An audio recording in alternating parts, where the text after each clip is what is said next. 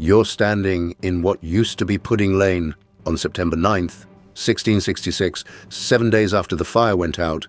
But out isn't the right word. The ground is still hot. Steam rises from the ash when the morning dew hits it. Your boots sink into cinder 2 feet deep. The air tastes like charcoal and melted lead. And when you look around, you realize there's nothing left. No houses, no shops, no churches, just ash, rubble and smoke, still rising from cellars where coal burns 2 stories underground. The city you're standing in, medieval London, 1,000 years old, no longer exists. 373 acres inside the city walls have been erased. 13,200 houses are gone. 87 churches are rubble. Old St. Paul's Cathedral is a blackened skeleton. 7 days ago, this was the greatest city in England. Today, it's a desert of ash, and 100,000 people are living in refugee camps, wondering if London will ever come back. This is the story of what happened after the fire stopped burning. This is 7 days in the ashes. September 9th, 1666. A week has passed since the Great Fire consumed medieval London. The flames are out, mostly, but the destruction is so total that witnesses struggle to describe it. John Evelyn walks through the ruins and writes, "The stones of St. Paul's flew like grenades, the lead melting down the streets in a stream."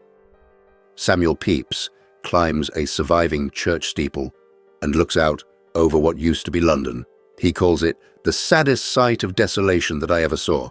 To understand what's been lost, you have to understand what London was. This was the commercial engine of England, a dense medieval metropolis of 350,000 people crammed into timber-framed houses that leaned over cobblestone streets, narrow lanes twisted between overhanging buildings where neighbors could shake hands across the gap.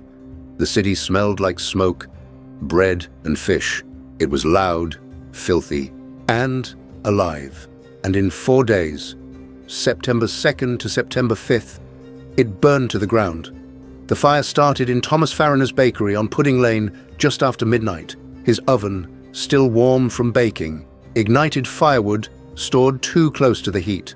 By dawn, the entire lane was ablaze. By midday, flames reached the Thames wharves, igniting warehouses full of tar, oil, and brandy. Explosions rocked the riverfront. By evening, Cheapside was burning. By September 3rd, Old St. Paul's Cathedral was an inferno, its lead roof melting into the streets. By September 5th, medieval London was gone. Now, 7 days later, you're walking through what's left. The first thing that strikes you is the heat. Even a week later, the ground is too hot to stand on in places. Survivors find ash still glowing red beneath the surface. A man prods the rubble with a stick, testing for heat. He finds a cellar entrance. Smoke pours out. The coal stored there is still burning. Some cellars will smolder for 2 months. The city is a dying ember. The second thing is the smell. Charred timber, melted lead, burnt stone, and something else. The ghost of materials that weren't meant to burn, but did. Wool, leather, parchment, flesh. The official death toll is 6 people.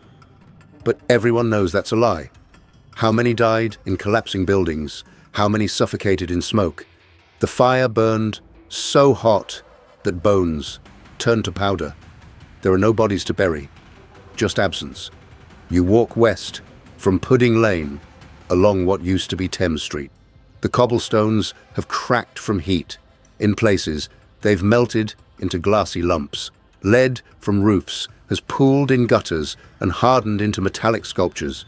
You step over a collapsed beam, still too hot to touch.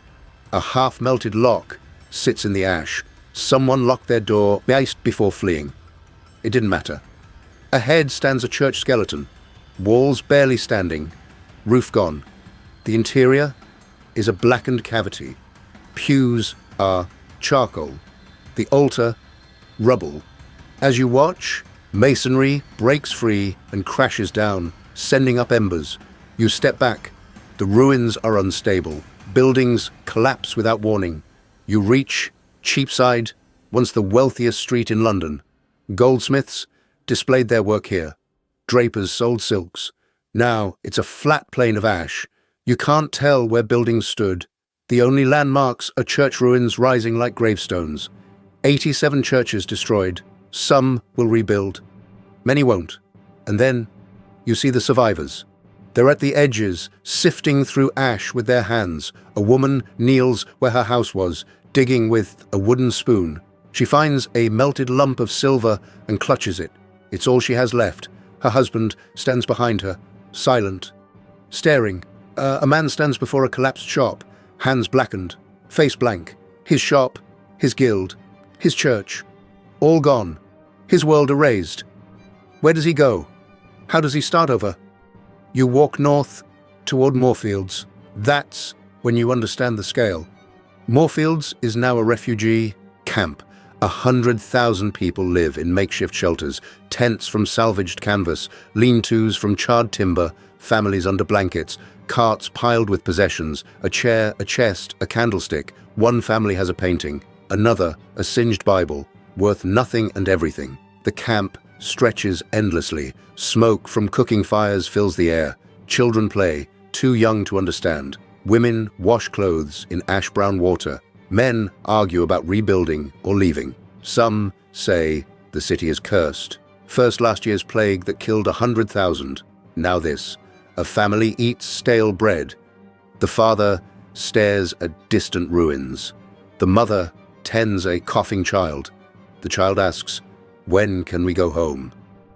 The mother doesn't answer. There's no home left. King Charles II visited on September 7th. He rode through promising to rebuild, promising food and shelter. Some cheered, others stared. Trust is a luxury when you've lost everything. Rumors spread. The fire was arson. The French did it.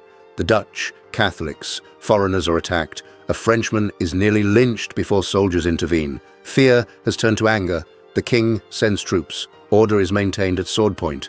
Yet, life returns. On September 7th, markets reopened. Merchants sell bread, cheese, vegetables in the fields. Prices are tripled. People pay.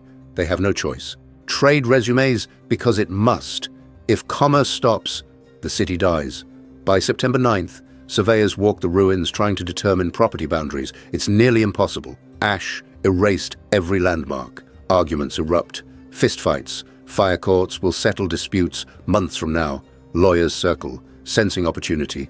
Christopher Wren is already sketching plans for a new London.